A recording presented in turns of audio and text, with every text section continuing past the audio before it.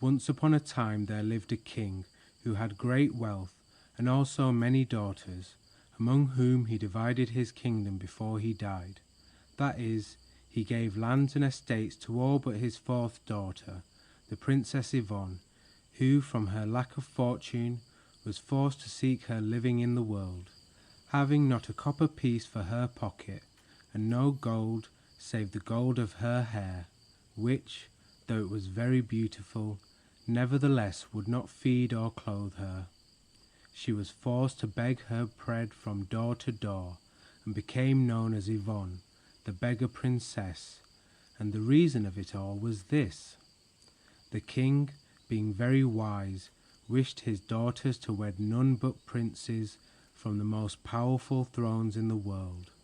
As soon as each daughter reached the age to marry, the king invited to his court the suitors for her hand. The first and second daughters married the princes of their father's choice, and went off to their palaces rejoicing, and so likewise did the third daughter. Because of their obedience, the king was pleased, and gave them land and great riches for their marriage portions. He then turned his attention to find a husband for his fourth daughter, the Princess Yvonne, the fairest and most charming of them all. Now all unknown to her father, Yvonne loved Prince Godfrey of the Westland Kingdom. They had often met in the forest, and there they had vowed their love to one another. Prince Godfrey had wished to ask for the hand of Yvonne, but she, knowing her father's iron will, begged him to delay. My father is a stern king, and rules his daughters in all things, said the princess. He would part us forever should it come to him that we had dared to do aught without his consent. Return, I pray you, to your kingdom, and there await my father's summons, for I have heard him say that you would be bidden to his court as suitor for my hand. Prince Godfrey, much against his will, consented to do as Yvonne asked. He kissed her farewell, and departed that very evening for the Westland Kingdom. What befell him on the homeward journey, Princess Yvonne never knew, but she saw him no more. She carried his image in her heart, and could love no other prince, though her father sent far and near for suitors to please her. Knowing nothing of her love for Prince Godfrey, at last the king placed her refusals to a stubborn spirit. My daughter Yvonne, said he, after she had refused 5 princes in as many days, how do you know whom you love or whom you love not? You, my fourth daughter, cannot pretend to know as much as I, your father. Where have you been to learn of this nonsense that you call love? To which the princess made reply, that I cannot tell. My father, except that my heart bids me marry only the prince whom I shall love well. And of these princes you have brought hither, I love none at all. I pray you now, turn your attention to the affairs of my younger sisters, who are anxious to wed, and leave me for a little longer in peace. She was so gentle in her speech, and so winning in her manner, that the king forgot his vexation, and busied himself with seeking suitors for his younger daughters. They married according to his wishes, and pleased him exceedingly. With each marriage, the king gave portions of his kingdom, until at last there remained but 2 estates, and of his 9 daughters there were but 2 unmarried. Again he sent for the Princess Yvonne, and this time he spoke sharply to her. Now Yvonne, my 4th daughter, I have listened to your entreaties, and given you your will in all things, and still you are not wed. I cannot compel you to marry if you do not wish to please me, but this I tell you, tomorrow there comes to this castle a prince who has both gold and lands, and who moreover is handsome and possessed of a sweet temper. If you wed not him, I will give the remainder of my kingdom to your youngest sister. Then you will be left portionless, and what disgrace that will be. A princess without a fortune is a sad creature, and I advise you to try my patience no longer. Yvonne listened with tears in her eyes. She dearly loved her father and wished to please him, but her heart still treasured the image of absent Godfrey. The following day, at her father's commands, she dressed herself in her finest robes and bound her hair with the royal jewels. Thus attired, she went forth to the throne room to greet the suitor who awaited her. The king was well pleased with her appearance and smiled encouragement to her, but alas for his hopes. The Princess Yvonne burst into tears before the court, thereby offending the suitor and bringing down her father's wrath. He bade the weeping Yvonne withdraw and commanded his youngest daughter to appear in her place. So agreeable was this youngest daughter that the prince forgot his anger and fell in love with her before a single day had passed. They were married with great splendor, and the king, as he had declared, gave the remainder of his kingdom as a wedding gift. Thus it was that the Princess Yvonne went forth from her father's castle without his blessing, without a fortune, without even a copper piece for her pocket, and without riches of any sort save the bright yellow gold of her hair. She had been raised in a castle, and therefore knew not how to spin, or to weave, or even to embroider, which three occupations were considered suitable for young serving women in that day. So she was forced to beg her bread from door to door, hence her title, Yvonne the Beggar Princess. She left her father's kingdom, and by found service at a farm. The people were very poor, and she did the work of three, but they treated her kindly, and Yvonne worked cheerfully, and in the morning she drew water from the well, and many a ewer she carried to the kitchen before the sun rose. She served the table for the ploughman, and took her own meal in the pantry while she tidied up after they had gone to the fields. All day long she baked and brewed, or scoured pots and pans until they shone like silver. In spite of her changed fortunes, the princess remained as sweet-tempered as in the days when she lived in her father's castle, and had naught to vex her from morning until night. If the butter would not churn, she would sing instead of scolding as the other maids did, and presently the butter would come, and such butter as it was too. When the loaves burned, she did not cry out against the brownies who were said to play tricks with the oven, but received the scolding from her mistress with humility. At night, no matter how weary she might be from her long day, the princess went willingly to fetch the cattle, for the walk through the fields and forest cheered her. It was in the forest she had first met Godfrey, and it was in the forest he had vowed to love her always. So as she sang her shepherd's song and called softly to the straying herds, she was with her absent prince in memory. He will come for me by and by, she would whisper to herself sometimes, when she waked suddenly from a dream in which Godfrey had seemed very near. Other times she would be frightened lest perhaps he might some day pass her on the highway. In my peasant's tress there is but little to remind him of the princess whom he bade farewell in my father's hunting forest, she would say. She had no mirror, and quite forgot her lovely face and her golden hair, which a queen might well have envied. One evening in autumn, when the night falls early and the darkness creeps on swiftly, the princess wandered through the forest in search of the cattle. She was tired, but as she walked among the trees she grew rested, and presently she began to sing. In the open spaces she called softly, but no creatures came to follow her.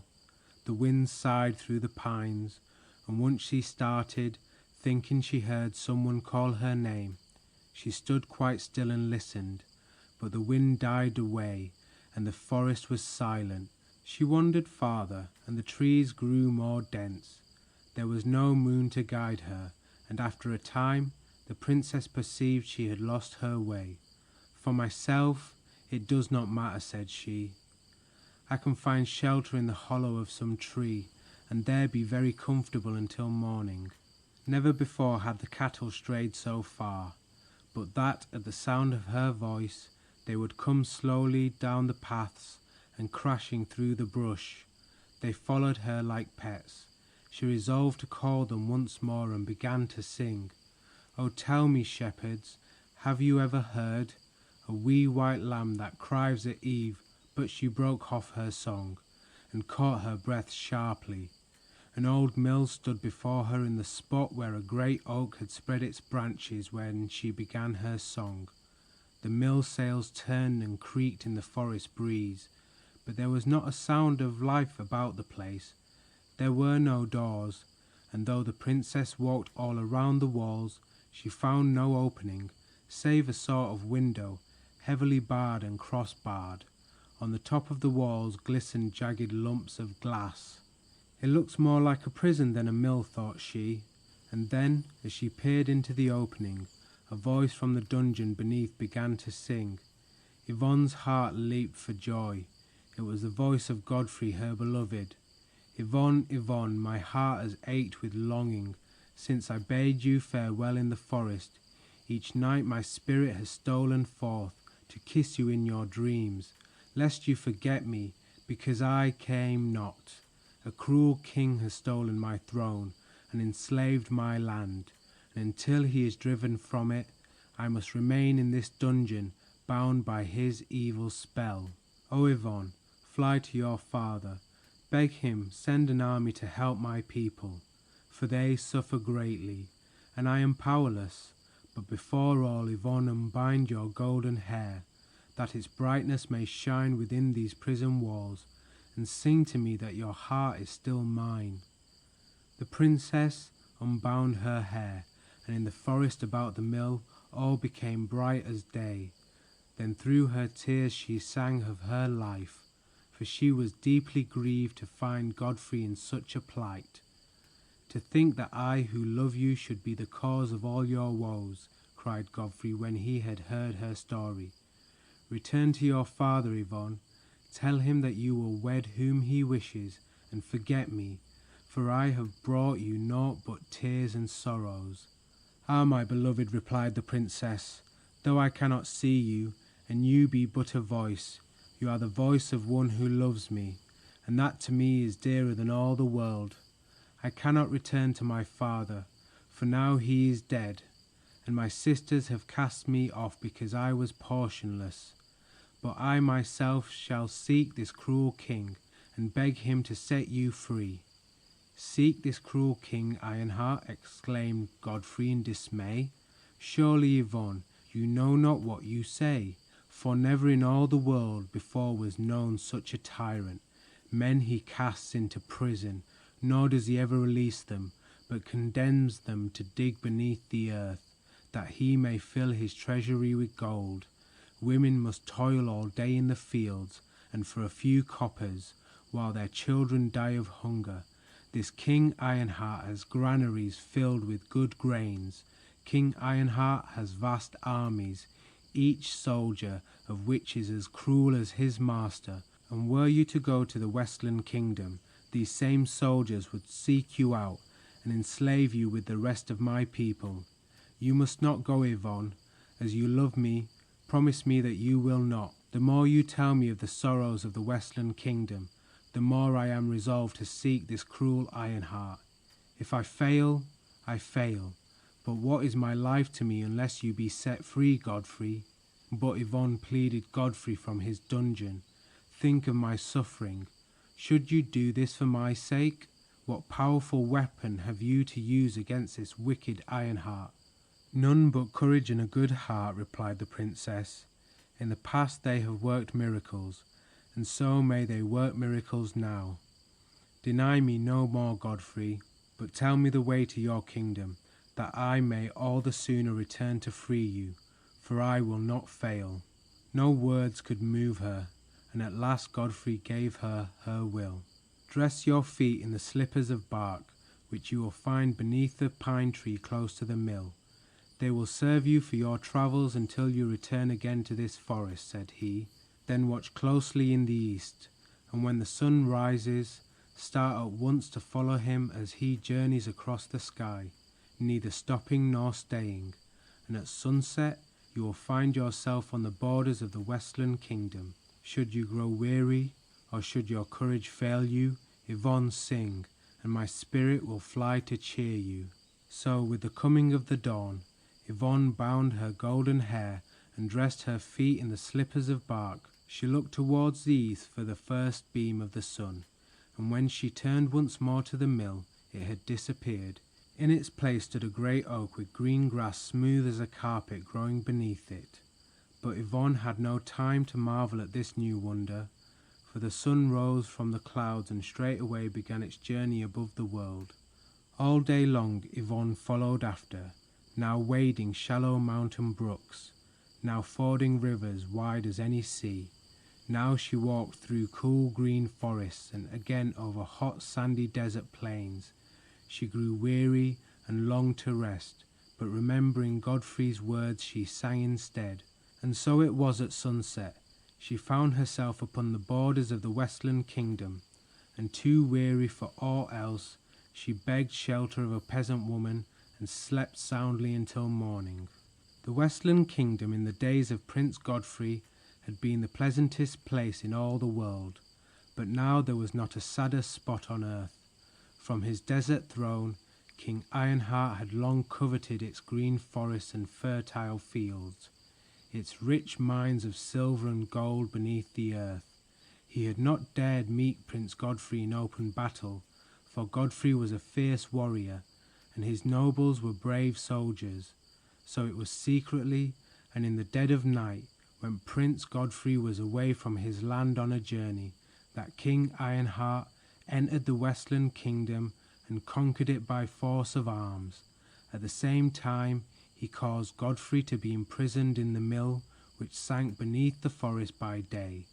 Then, having done thus much, he offered riches and high honours to all Westland subjects who would swear allegiance to him as their sovereign lord. The people with one accord refused to listen to his ministers and remained faithful to Godfrey. King Ironheart was furious, but he gave them 7 days in which to change their minds. At the end of the 7th day, he called a council of the Westland people and was gracious in his bearing toward them. But from the highest noble to the lowest peasant, there was not one in all the kingdom who would bow the knee to King Ironheart. From that day, the reign of cruelty began. King Ironheart bade his army drive the men to the mines beneath the earth, and when this was done, he rewarded his generals and soldiers with the palaces and houses of the Westland people. Driven thus from their homes, there was nothing left for the women and children but to seek shelter where they could find it.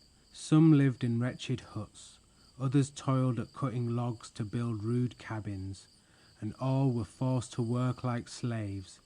King Ironheart meant to punish the Westland Kingdom and spared no one.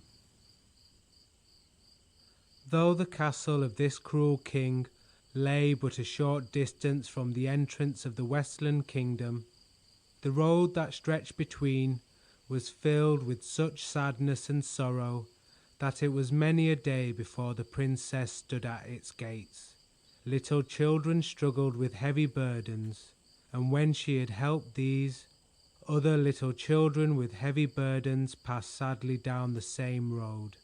Women toiled unceasingly in the forest or drove the plough from dawn until dark. King Ironheart's soldiers saw to it that none idled. Yvonne had no coins to buy bread, and again she was forced to beg from door to door, but so willingly did she help those who laboured that the sad-faced women were glad to share with her their scant store. A Westland woman, noting the slippers of bark, asked her who she might be and from whence she came, to which the princess made the following reply: "In my country I am called Yvonne, the Beggar Princess. My father cast me off portionless because I would not wed to please him, and I seek the tyrant Ironheart to beg him quit the Westland Kingdom and to free from his dungeon Prince Godfrey, whom I love with all my heart." When the Westland women heard her reply, they marveled at her courage, but shook their heads and advised her to give up her quest. "You seek to move with pity one whose heart is cold as his name would say," they cried. "King Ironheart laughs at mother's tears and takes pleasure in the wails of hungry children. Return to your home, O Yvonne, or this wicked king will enslave you with this sad land." "That I will not do," replied the princess firmly. "With courage and a good heart I have come hither to beg mercy of King Ironheart. If I fail, I fail, and here in bondage I shall remain with you who mourn Prince Godfrey, for he is lord of my heart." The princess delayed her errand no longer, but rose with the dawn the following day and was waiting early at the castle gates. On being questioned by the soldiers, she said she had come to seek King Ironheart. They asked who she was, and she answered them truthfully that she was Yvonne, the Beggar Princess. "A Beggar Princess!" exclaimed the soldiers in derision. "Who ever before heard of a princess without gold?" "This gold I have about me," replied the princess, and she unbound her golden hair. In the morning sun it shone brilliantly and dazzled the eyes of King Ironheart, who leaned from his balcony to learn the cause of the sudden bright light. He saw the princess standing at the gate and commanded that she be brought before him. As she entered the throne room, though she had not feared her father's wrath and was not afraid to walk alone at midnight in the forest, the princess was seized with a sudden fear that left her almost speechless. It was not that King Ironheart was hideous as monsters are often hideous, nor was he misshapen, but beneath his smile there lurked such cruelty and malice that she feared her cause was lost before she had begun to plead it. The thought of Godfrey lying in his dungeon stirred her, and she asked leave of his majesty to sing. King Ironheart was pleased with her request and graciously ordered his chief harpist to play the airs for Yvonne. At the end of the entertainment, the king's servants brought handsome robes and gifts of gold for the singer, whom the king mistook for some peasant maiden. The princess refused his gifts with dignity. "My lord," said she, "I may not receive gifts from you, for my rank is equal to your own. I am Yvonne, the Beggar Princess." "Then so much the better," replied the king in a hearty tone. "I have long wished for a princess whom my heart could love, and who would not fall a trembling at the very sight of me. We shall be married at once, and I will make war on your sisters this very day, to recover the marriage portion which is yours by all rights." He sent then for the coronation robes and the crown of pearls, but again the princess waved away the bearer of his gifts. With her singing, courage had returned, and she now faced the tyrant king bravely. "My lord," said she, "I have come hither not to wed you, but to beg you to leave the Westland Kingdom, for the people suffer greatly because of your harsh rule, and to implore you to free from his dungeon Prince Godfrey, whom I love with all my heart." King Ironheart was amazed that she should dare to oppose his wishes, but secretly he admired her courage and fearless spirit and determined to win her for himself. He promised her great riches and vowed to make her the most powerful queen in all the world. But Yvonne was firm. When he saw it was useless to urge her, King Ironheart grew angry. "And what powerful weapon or armed force do you bring against me, that I should thus do your bidding, O Yvonne, Beggar Princess?" he asked at length in sneering tones. "None but courage and a good heart, my lord, and those can work miracles," replied the princess. "Then," said King Ironheart, "if by miracles you hope to accomplish your quest, perform to my liking the task I now set for you, and when it is finished, I shall leave this kingdom and free Godfrey from his dungeon." He called a servant and directed him to bring from the pantry a handful of corn, and when it was brought, he gave it to the princess. "When it is spring, plant these kernels, and in harvest time, if from your planting I do not gather corn to fill to the overflowing every granary in the Westland Kingdom, I will enslave you with the rest of this land, and Prince Godfrey shall remain in his dungeon until death come to free him. Now go," commanded King Ironheart, "and return no more until your task be done." The women who awaited the princess in the marketplace sighed when they learned the task King Ironheart had set. From one scant handful of corn to fill every granary in the Westland Kingdom, it was impossible. Even Yvonne found it hard to keep a good heart with the thought of the task before her. If she failed, Prince Godfrey would remain forever in his dungeon, and yet from one handful of corn, how should she reap a harvest for a nation? She tied the corn in a kerchief and carried it next her heart, lest some of the precious grains should slip away. Each night she counted them, and each night she rejoiced to find she still had 100, the exact number King Ironheart had given her.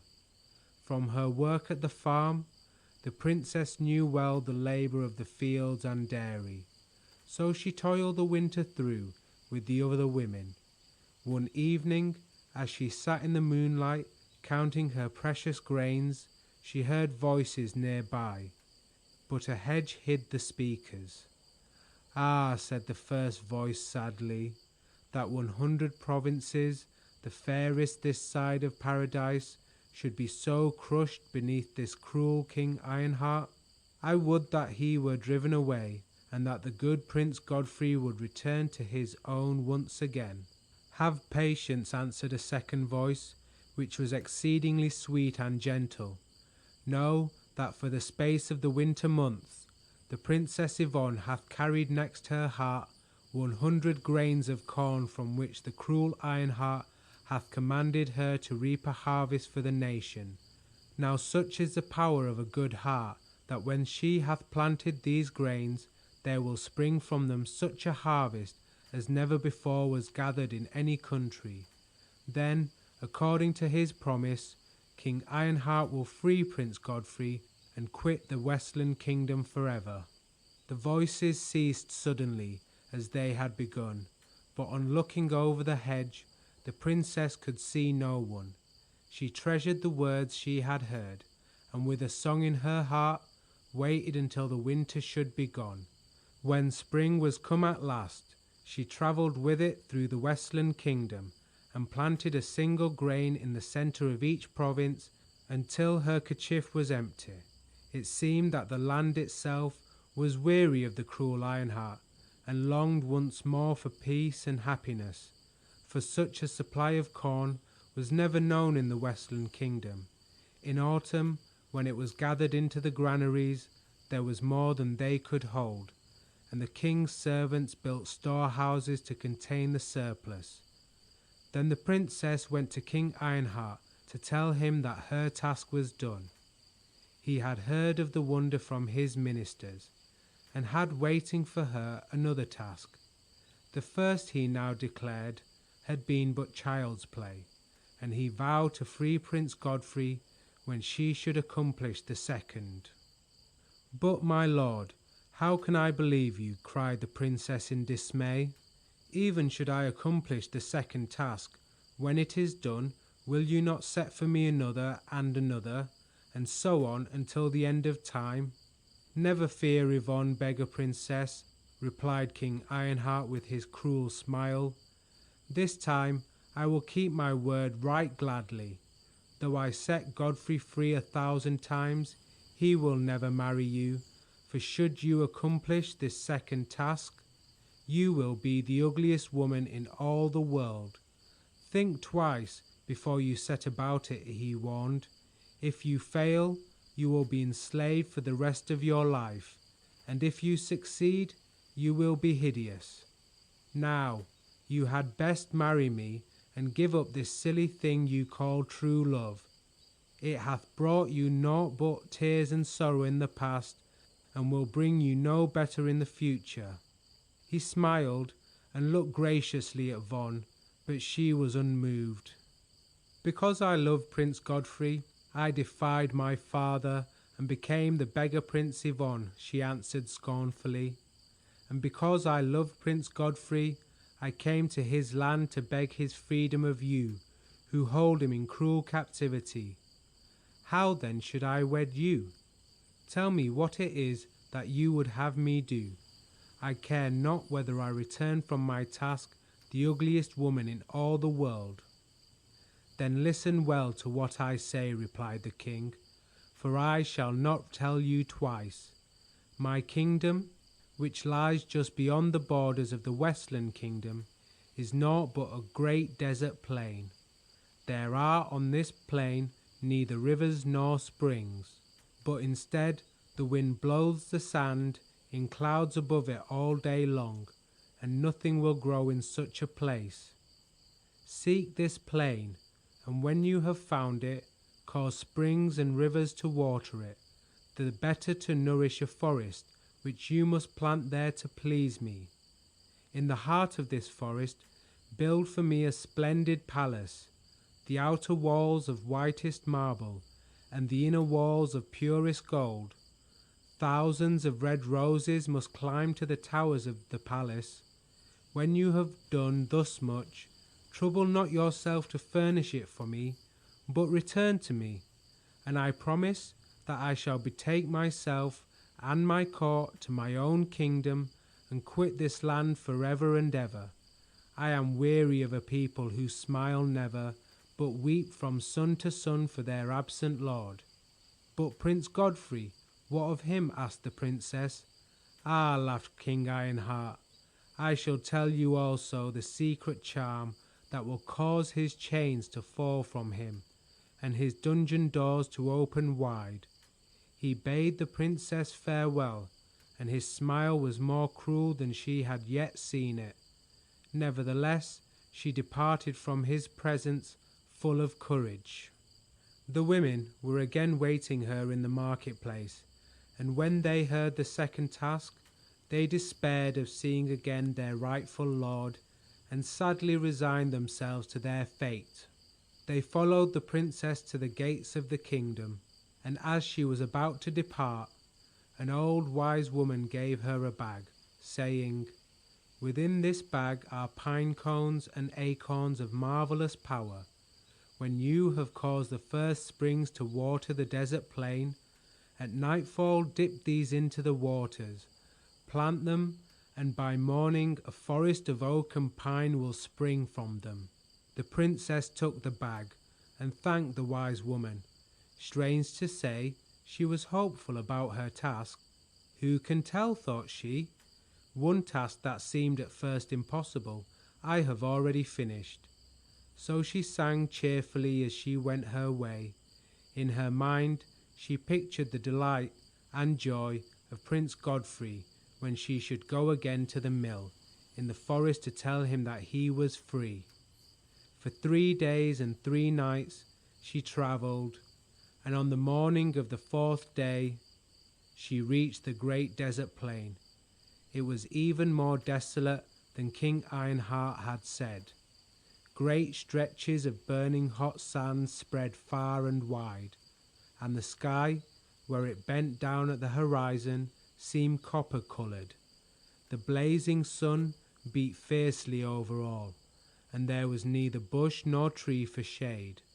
When the sun set, darkness came swiftly, and without the grey softening shades of twilight. The princess sat sadly and watched the stars come out. In the deep blue sky above the desert they shone like gold. Their happy gleaming seems to mock the heart of one as sad as I," sighed she. Now that she was upon the desert plain, she wondered how or where she was to begin King Ironheart's task. "The gleaming stars mock no one," said a voice close beside her, "but instead they shine brightly to cheer all those who sorrow." The princess turned to see the speaker, but she was alone on the plain. "I am the spirit you heard by the hedge one moonlit night," spoke the voice again. "Do you remember?" "I remember well," replied Yvonne. "And oh, spirit, had the cruel Ironheart kept his promise, Godfrey would even now be free of his dungeon. But alas, the wicked king hath set me still another task." "It is to help you with that task that I have come," said the spirit. "Each night when the stars begin to shine in the heavens, expect me until your task be done. And now to begin as the king commanded. I must have the blue from your eyes to make the rivers and lakes." "The blue from my eyes?" cried the princess in dismay. "Truly the cruel Ironheart hath said it rightly. I shall be the ugliest woman alive, but it is to free my beloved Godfrey, so take it, spirit." She felt a movement of the air close beside her, and an invisible hand was drawn across her eyelids. At the same moment she heard the singing of a brook nearby, and in the distance the roaring of a waterfall. Remembering the wise woman's advice, Yvonne dipped the acorns and pine cones in the brook and planted them in the desert sand before she slept. In the morning she awoke in a wilderness of forest, and the plain, no longer barren and desolate, was alive with birds that sang and wild deer that ran among the trees. The princess sought the heart of this forest, and there, when night had come, she awaited the spirit. When the stars began to shine, it came as it had promised. "The outer walls of the palace must be of whitest marble," said the spirit, "and for that I must have the whiteness of your neck and throat." Though the princess shuddered, she consented, and the invisible hand was passed over her neck and throat. No sooner had it done so than in the open space among the trees she could see the outlines of a great building whose walls gleamed in the moonlight. "And now," continued the spirit, "if you have no wish to wander through this forest of oak and pine, but long instead to have done with your task, give me at once the gold of your hair and the red from your lips, that I may finish the inner walls of the palace and cause thousands of red roses to climb to the towers. The sooner I finish my task, the sooner will King Ironheart free Godfrey from his dungeon," replied the princess. "While he lies in chains, the red of my lips and the gold of my hair bring me no pleasure. So take them quickly, spirit." The same hand was passed over her hair and her lips, and the spirit spoke again. "Now look at the palace to see that it is all King Ironheart desired," it said. "Then, when you are satisfied, we shall start at once to tell him that your task is done. I shall remain with you to cheer you until you go again to the mill in the forest." Yvonne did as the spirit bid. She found the palace of great splendor, and myriads of red roses blossomed over its white marble walls. Within all was bright as day. The golden walls glittered like 1,000 suns. "Even the tyrant Ironheart could ask no more," said she. "Lead the way, spirit, and I shall tell him that I have finished my task." Traveling by a short road known only to the spirit, the princess reached the Westland Kingdom the next day, and was on her way to the castle when the women went down to the fields to work. They regarded Yvonne as one they had never seen before, and she was puzzled for the reason. "Alas," cried the spirit sadly, "you are fair of face no longer, Yvonne. They do not know that they have ever seen you before." Then straight past the guards and into the presence of King Ironheart the spirit led her.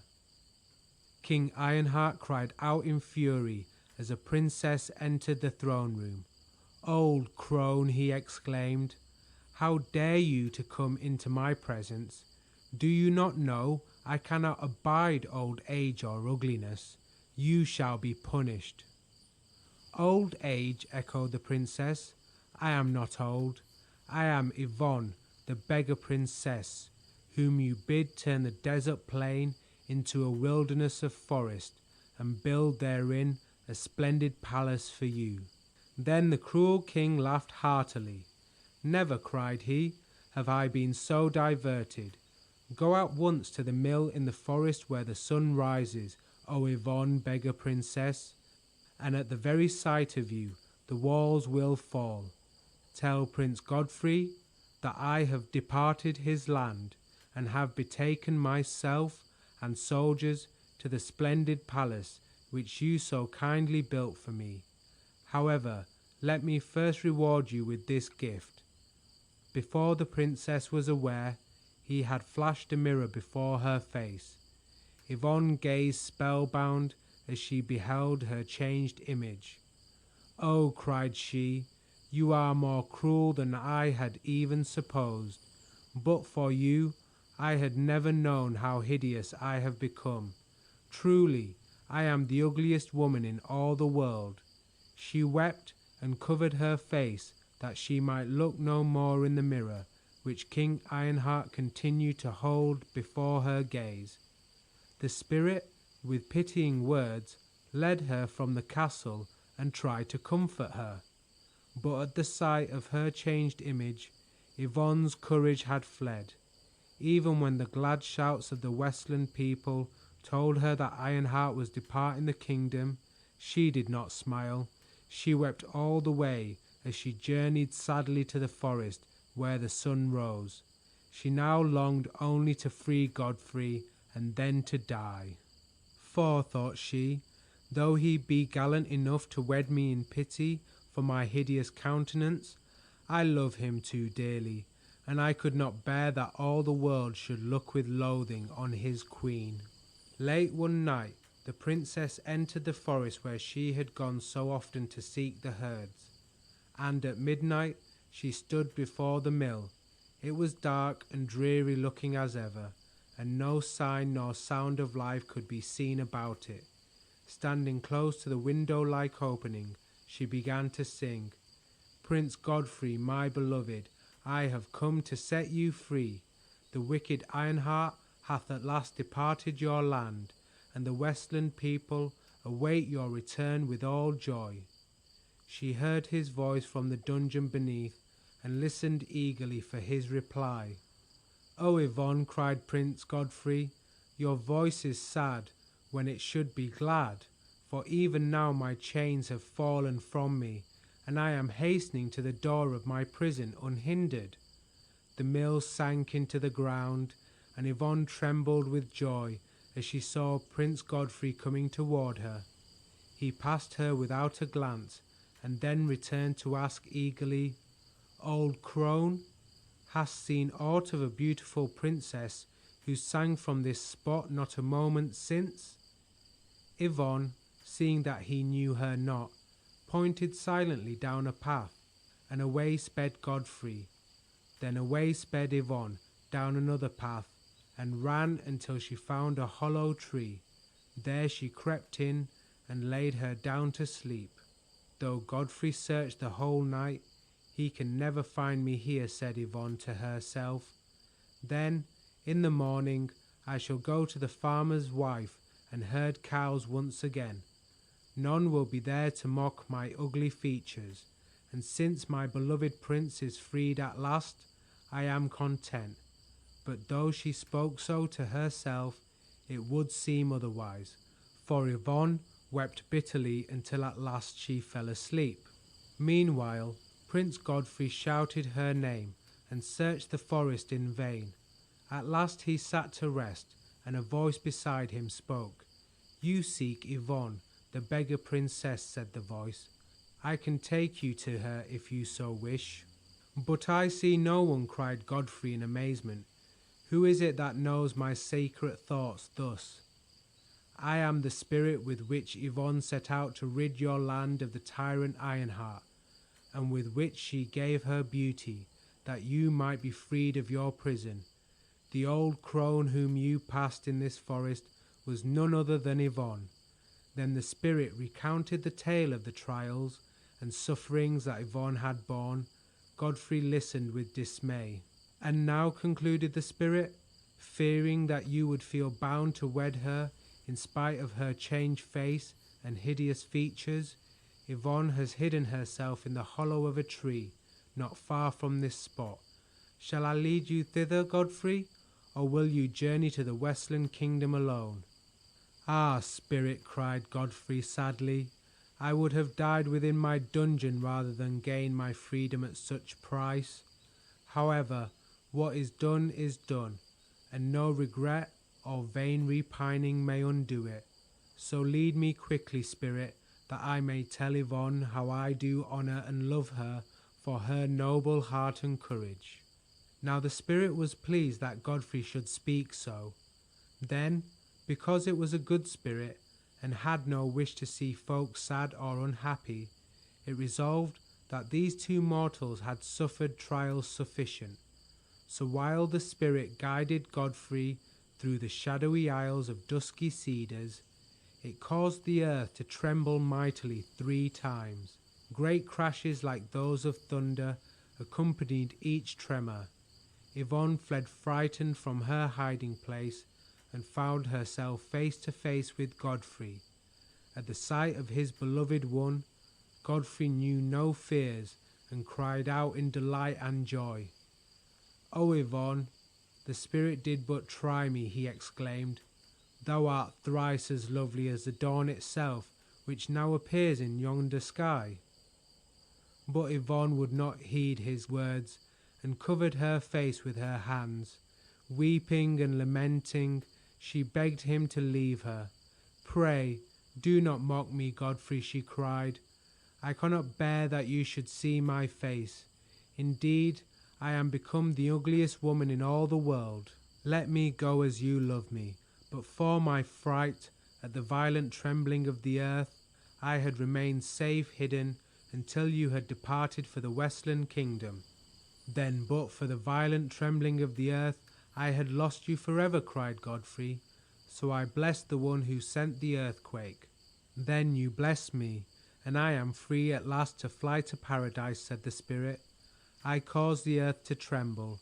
I wish the tyrant Ironheart to cumber it no more." At the first tremor, in the forest of oak and pine, the ground opened wide in a great chasm. At the second tremor, the forest as well as the palace of King Ironheart were swallowed up in this great chasm. At the third tremor, the chasm closed itself, and there now is nothing in that spot but a hot, arid desert plain where the wind blows the sands about in clouds the whole day long.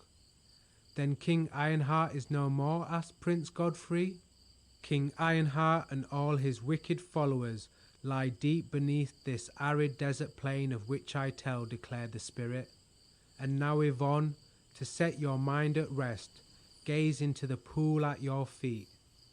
Yvonne gazed downward and there beheld an image so beautiful that she turned to see the fair maiden whom she fancied had peeped over her shoulder.